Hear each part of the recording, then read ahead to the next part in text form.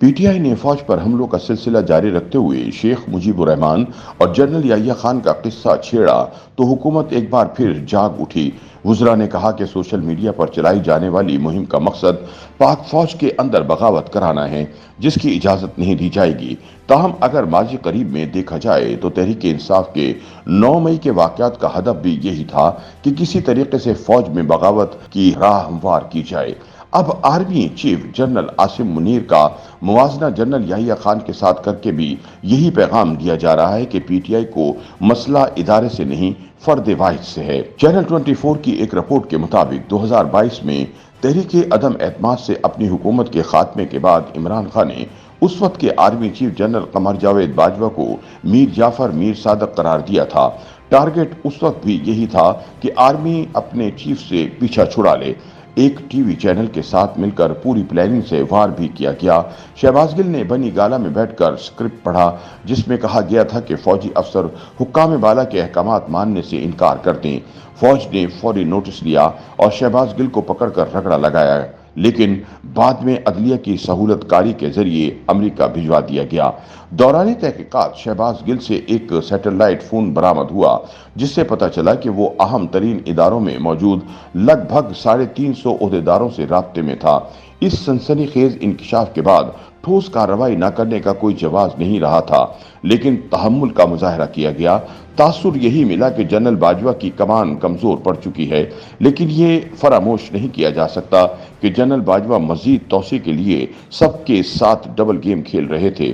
اسی چینل نے عمران خان حکومت کے خاتمے کے فوری بعد اس طرح کے تجزیے پیش کیے جن میں آرمی چیف باجوہ کو امریکی ایجنٹ قرار دیا گیا تھا۔ فیض حمید کور کمانڈر پشاور بن کر آئی ایس آئی کی سربراہی چھوڑ چکے تھے، لیکن یوں لگا کہ اس وقت بھی سب کچھ ان کے کنٹرول میں ہے اور انہوں نے آرمی چیف بننے کے لیے جو بساط بچھائی رکھی، اسے لپیٹنا مشکل ہو رہا ہے۔ تاہم اب باجوہ رہے نہ فیض حمید، عمران خان جیل میں ہیں، army chief general Asim Munir کو توسیع کی ضرورت ہے، نہ ہی بظاہر ادارے کے اندر سے کسی نے ان کے خلاف کوئی جال بچھا رکھا ہے۔ تاہم پی ٹی آئی اور اس کے ہینڈلر پوری مہارت اور دیدہ دلیری سے اداروں کے اندر لڑائی کرانے کے منصوبوں پر عمل جاری رکھے ہوئے ہیں۔ اعلیٰ عدلیہ میں موجود پی ٹی آئی کی طرفدار ججوں کی بھرتیوں نے تمام ریکارڈ توڑ ڈالے ہیں۔ پرانی اسٹیبلشمنٹ کے براہ راست متاثرین اور اس کی پالیسیوں کو ناپسند کرنے والوں کی یہ توقع پوری نہ ہو سکی کہ اسٹیبلشمنٹ کی نئی قیادت ڈیمیج کنٹرول کے لیے عملی اقدامات کرے گی۔ خدا جانے ان کے مشیر کون ہیں۔ کچھ ماہ قبل ایک مشہور اور طاقتور افسر نے میڈیا کے بڑوں کو مدعو کر کے کہا کہ آئندہ کسی نے عمران خان کا نام نہیں چلانا۔ یقیناً مقصد یہی تھا کہ اس حوالے سے میڈیا پر غیر ضروری شور کو کم کیا جائے، لیکن ہوا کیا؟ نام لیے بغیر بھی دن رات ان کو زیر بحث لایا جاتا رہا، جنہیں نظر انداز کرنا مقصود تھا۔ بات مانی نہیں گئی یا درست طور پر سمجھائی نہیں جا سکی، یہ تو مقتدر حلقے خود ہی بتا سکتے ہیں۔ حالات بگڑ کر اس سطح پر آ گئے ہیں کہ رؤوف حسن پریس کانفرنس کر کے ملک توڑنے کی بات کریں اور ممکنہ جغرافیہ بھی بتائیں تو چینلوں پر براہ راست نشر ہو رہا ہوتا ہے۔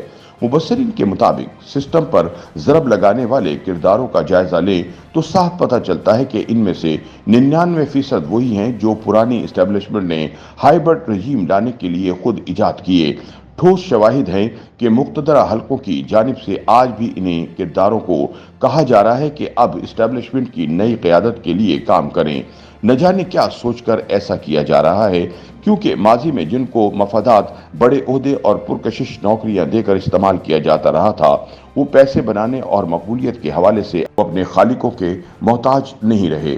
صہیونی لابی اور بااثر امریکی ارکان کانگریس مسلسل دباؤ بڑھا رہے ہیں۔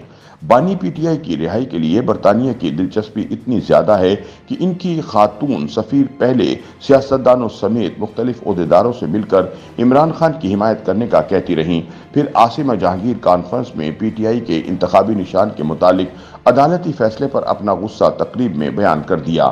حکومت نے پہلے تو چپ سادے رکھی، جس پر چیف جسٹس قاضی فائز عیسیٰ کو رجسٹرار کے ذریعے جواب دینا پڑا۔ اس کے بعد دفتر خارجہ مجبور ہو کر بولا کہ برطانوی سفیر ہمارے اندرونی معاملات میں مداخلت نہ کریں۔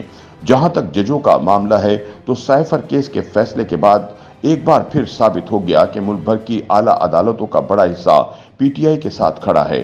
ریاست عدلیہ کے حوالے سے واضح لائحہ عمل تیار نہیں کر سکی، चुनाचे संगीन से संगीन तर केस भी मजाक बनाकर उड़ा दिए जा रहे हैं। ये हकीकत तस्लीम करना होगी कि प्रोजेक्ट इमरान खान के तहत अदलिया में की जाने वाली भर्ती का जायजा लिया जा सका और न ही पिछली इस्टेब्लिशमेंट के असर रसूख को खातिर खा कम किया जा सका।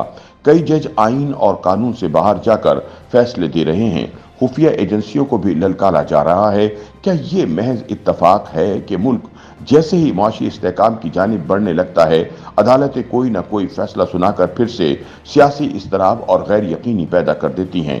एक राय यह है कि जज भी रियासती अमूर और इख्तियारात में जर्नैलों की तरह हिस्सा चाहते हैं।